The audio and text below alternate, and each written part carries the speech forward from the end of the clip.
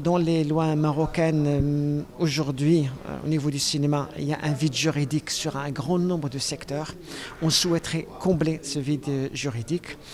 Et quand on regarde, là je dis brièvement, quand on se compare avec des autres pays, surtout européens ou américains, on constate que les Européens, ils ont révisé leurs lois, surtout en introduisant tout ce qui est incitation fiscale pour encourager la coproduction, pour encourager l'industrie des films dans leur pays.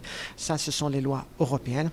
Les lois d'Amérique du Sud, ils ont intégré la vidéo à la demande. Ils ont intégré aussi des lois sur les télévisions privées parce qu'ils se sont rendus compte que c'est en développant les télévisions privées, en développant également la vidéo à la demande, ce qu'on appelle aussi bref la VOD, on va encourager l'industrie des films. Ce sont des supports qui consomment beaucoup des productions locales et c'est avec ça qu'on va encourager l'industrie des films.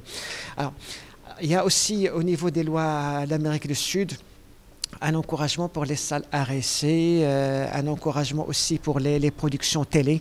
Donc tout ça, ce sont des choses qui peuvent être intéressantes à mettre en place au niveau marocain.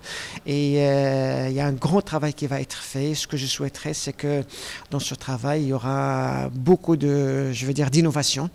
Et mon souhait, personnellement, parce que j'ai vu un peu ce qui se passe dans les pays arabes, il n'y a pas grand-chose. Il y a une loi algérienne, mais il date de 2 années, mais qui est assez critiquée par les professionnels parce qu'ils n'étaient pas impliqués dans la rédaction.